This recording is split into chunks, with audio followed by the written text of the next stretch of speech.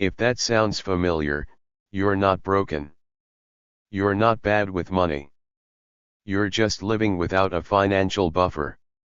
And that changes how your brain works. Most people assume that financial peace only arrives once you're rich.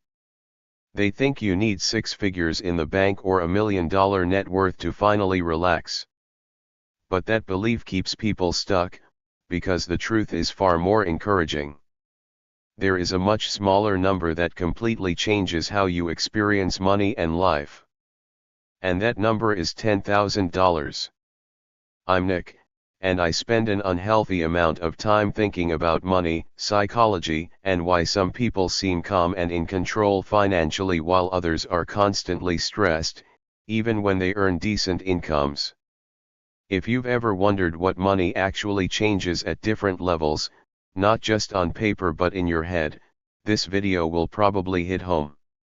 Let's talk about what life feels like before that first 10,000. When you don't have savings, every decision carries weight. Grocery shopping becomes a strategy session. You compare prices down to the cent, not because you're disciplined, but because you're scared. A dinner invitation from friends turns into mental math and quiet anxiety. A small unexpected expense doesn't feel small. It feels dangerous. Living paycheck to paycheck isn't just a financial condition. It's a psychological state. Your brain stays in threat mode. You're constantly reacting instead of planning. You're putting out fires instead of building anything long term. And then something interesting happens when you finally see 5 figures in your account for the first time. Not because you plan to spend it, but because you don't need to. The biggest change isn't what you buy. It's how you think. Your relationship with risk starts to shift. When you have no savings, every risk feels reckless. Changing jobs, asking for a raise, learning a new skill, moving to a new place, all of it feels too dangerous. You cling to stability even when it's making you miserable, because instability feels like financial death. But when you have $10,000 sitting there quietly, doing nothing but existing, those same decisions start to feel manageable. You don't suddenly become fearless, but you're no longer paralyzed. You can breathe. You can pause. You can think. This is where psychology kicks in. Financial security lowers stress hormones in your body. That's not motivational talk, that's biology. When your brain knows you can survive a hit, it stops treating every inconvenience like a catastrophe. A check engine light goes from panic to annoyance. A medical bill goes from fear to problem solving. A job setback goes from desperation to strategy. That difference alone changes your entire quality of life. What most people don't understand is that an emergency fund isn't really about emergencies. It's about permission. Permission to think long term. Permission to make better decisions. Permission to not operate from fear. Ironically, many people who save $10,000 never actually use it for emergencies. They use it indirectly. They use it to take courses, to relocate, to wait for better opportunities, to invest in themselves. The money sits there, but its presence changes everything. Confidence starts to show up in subtle ways. You negotiate differently. You say no more often. You stop accepting bad deals just because you're scared. Desperation disappears, and with it goes a lot of bad decisions. And here's the part people underestimate. Saving $10,000 isn't just about math. It's about identity. You don't accidentally save that much money. You become someone who tracks spending, delays gratification, and thinks ahead. The hardest part isn't the last few thousand. It's the first one. Saving your first $1,000 feels brutal. It requires sacrifice, awareness, and constant effort. But once the habit forms, momentum takes over. The second 1,000 is easier. The fifth feels automatic. By the time you approach 10, you're no longer forcing discipline. You're living it. This identity shift matters more than the money itself. Because once you prove to yourself that you can save 10,000, you know you can save 20. And once you know you can save 20, investing no longer feels intimidating. It feels logical. $10,000 also has a very practical advantage. It covers most real-life problems. Car repairs, minor medical emergencies, job gaps, family issues. These are the things that keep people trapped financially, and most of them cost far less than people fear. Once you cross that threshold, you're insulated from the chaos that ruins progress. And here's a quiet truth. Someone with 10,000 saved is often in a stronger position than someone earning twice as much with nothing saved. Income is important, but control is more important. Plenty of high earners are financially fragile. Plenty of modest earners are surprisingly secure. The difference is not intelligence. It's behavior. Money starts to feel different at this level. It stops feeling like something that disappears and starts feeling like something that works for you. You become curious about investing, not because you want to get rich overnight, but because you finally have the mental space to think beyond next month. This is where opportunity starts to appear. A certification that costs a few thousand but increases income long term. A relocation that improves quality of life. A side project that requires start-up capital. Without savings, these are fantasies. With savings, they're choices. Even sleep improves. That sounds dramatic, but it's real. Financial stress is one of the biggest contributors to insomnia. Remove the constant fear, and your body finally relaxes. Better sleep leads to better decisions, better work performance, and better relationships. And relationships do change. Money stress leaks into everything. It affects how you show up with friends, partners, family. When that pressure eases, patience increases. Presence increases. You stop carrying silent resentment and anxiety into every interaction. $10,000 doesn't make you rich. You still think before spending. You still budget. You still say no. But you stop suffocating. You gain breathing room. And breathing room is where growth begins. The real power of this milestone isn't what it buys. It's what it removes. Fear. Urgency. Desperation. Constant calculation. If you're starting from zero, this might feel far away. But no one saves 10,000 all at once. They save 50. Then 100. Then a little more. Consistency beats intensity every time. The person you become while building that first financial cushion is the real reward. Someone calmer. Someone more intentional. Someone who understands that money is not about stuff, but about options. $10,000 won't solve all your problems. But it will silence most of the noise. And once the noise fades, you finally get to think clearly about the life you actually want to build. And that clarity is worth more than the money itself. At some point, after the panic fades and the constant stress quiets down, something unexpected happens. You stop thinking about money all the time. Not because you have unlimited amounts of it, but because it's no longer screaming for your attention every second of the day.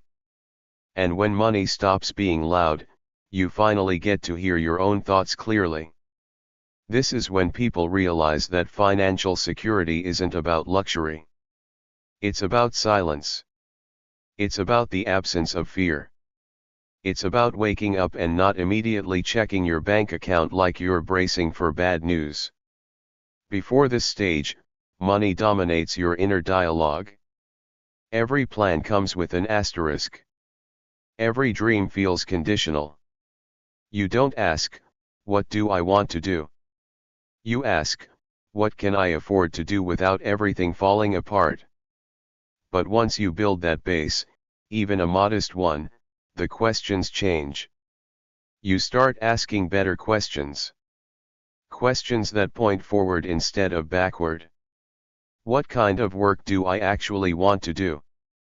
What kind of days do I want to live? What would my life look like if fear wasn't making the decisions for me?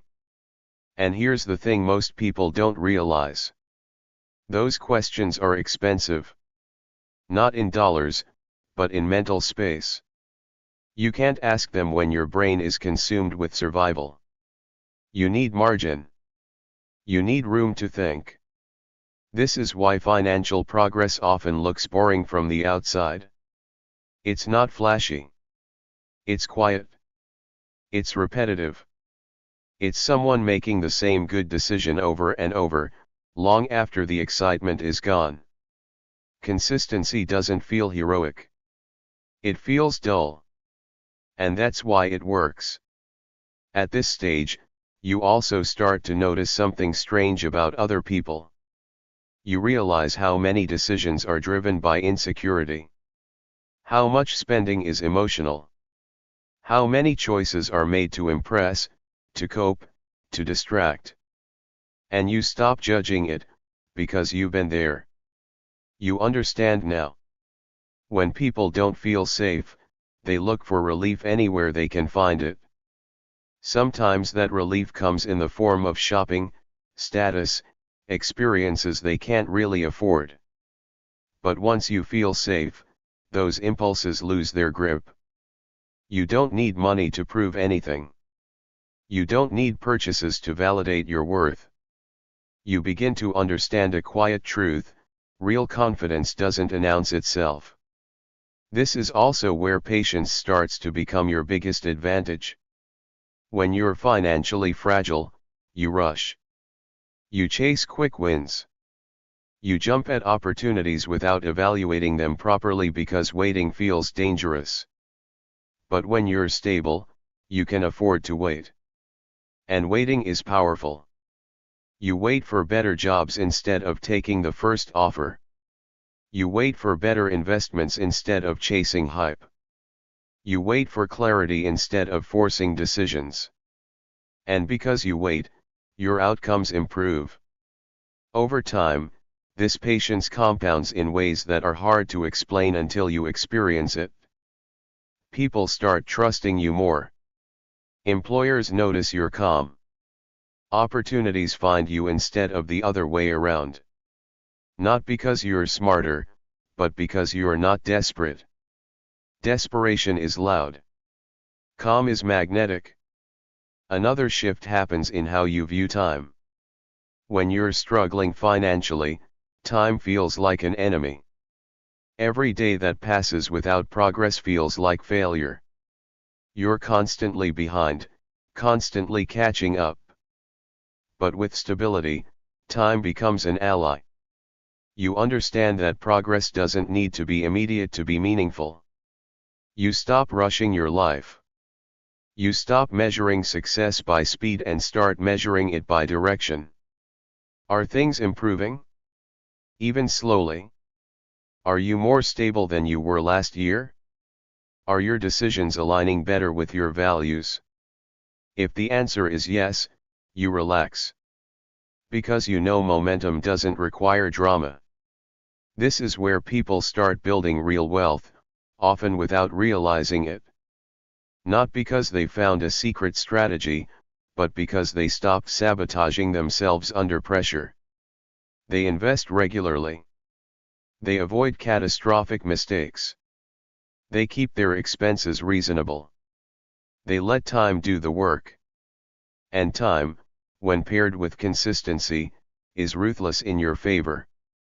You also begin to understand opportunity cost at a deeper level. Not in a spreadsheet sense, but in a life sense. You realize that every big financial decision shapes your future more than hundreds of small ones. Where you live matters. Who you work for matters. What you commit to matters. So instead of obsessing over small purchases, you focus on the big levers. Income, housing, lifestyle, and long-term investments.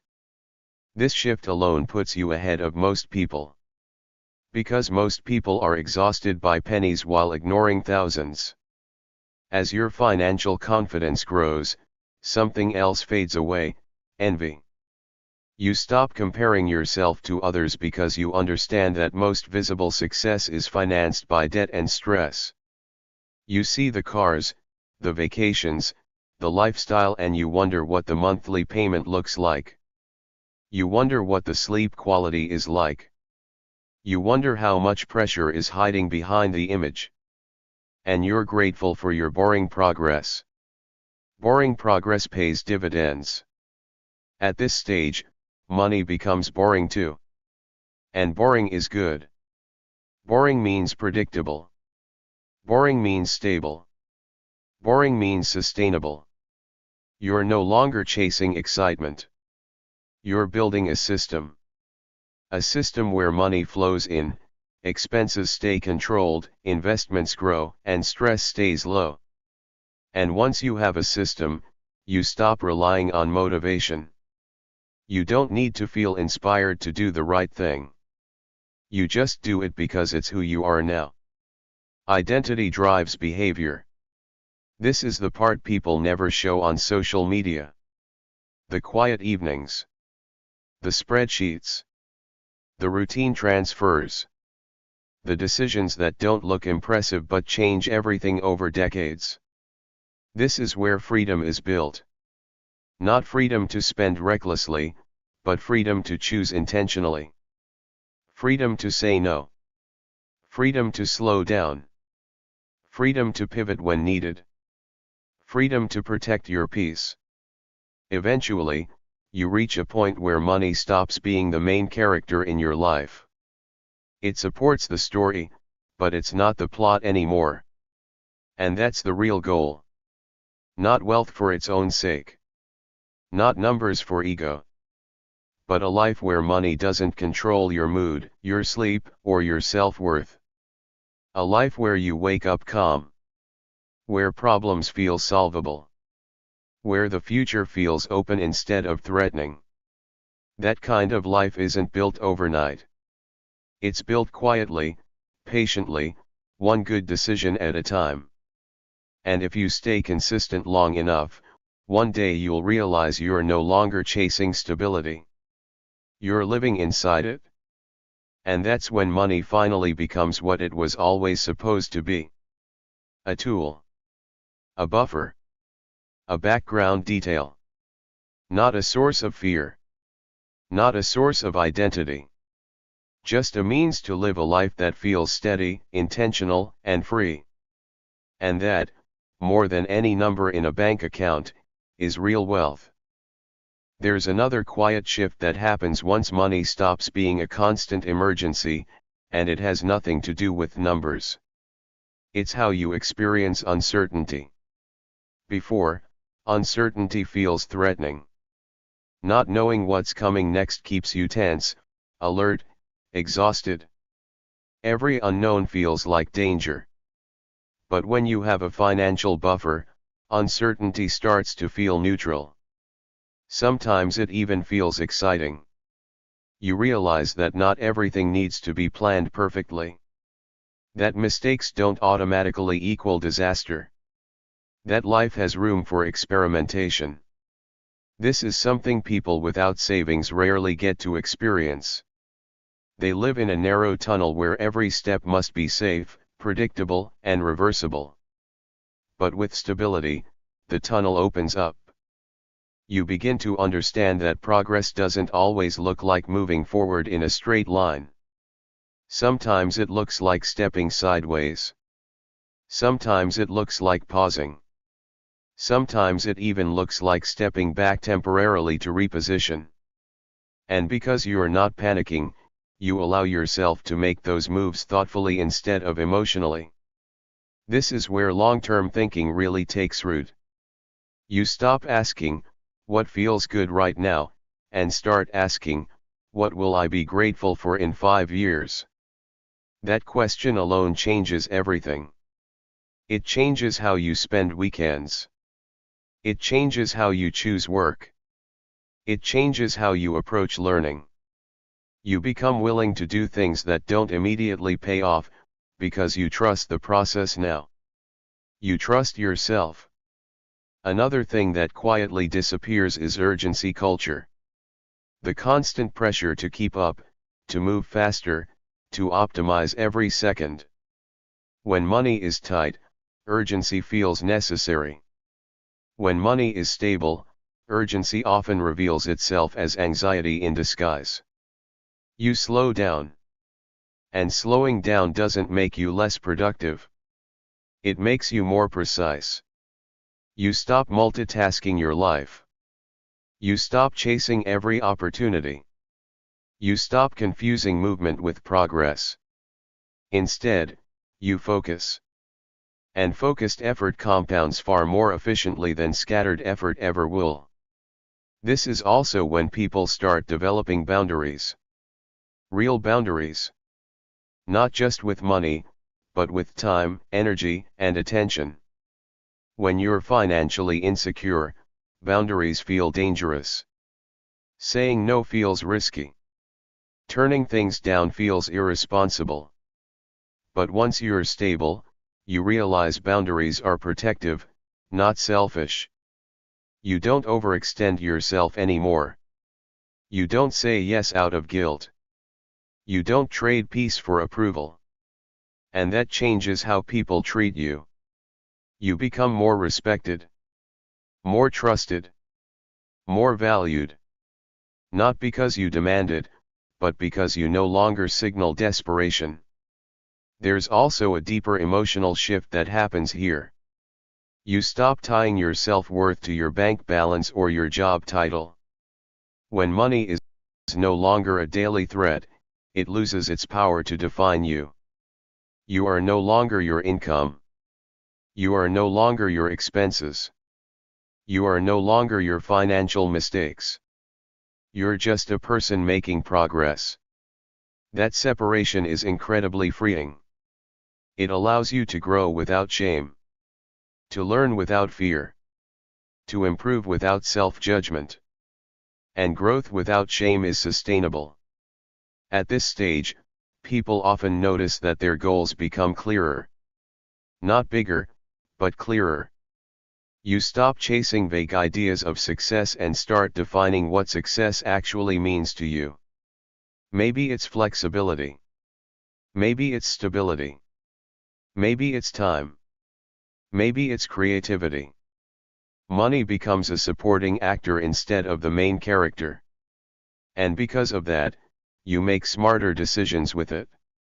You're no longer trying to impress anyone. You're trying to build something that lasts. This is also when you begin to truly understand the cost of stress. Chronic financial stress doesn't just feel bad. It steals years of your life. It affects your health, your relationships, your focus. Once you've lived on both sides of that stress, you never want to go back.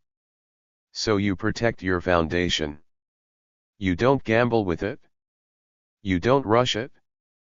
You don't sacrifice it for short-term excitement. You treat your financial stability the same way you'd treat your physical health. Not obsessively, but consistently.